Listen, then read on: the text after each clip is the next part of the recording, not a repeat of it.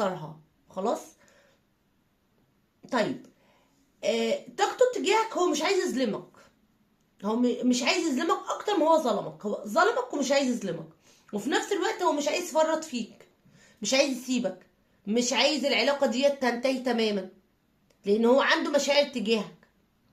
شويه اناني في حته ان انا عايز امتلكك، وده هو الظلم اللي هو معيشك فيه او هو عمله معاك. وأناني في انه عايز برضو يفضل محافظ على حياته او العلاقة التانية برضو من غير ما يأذيها وما يأذيك، يعني لا يأذي العلاقة دي ولا يأذي العلاقة دي، وهو في النص عايز يحتفظ بكل الأطراف.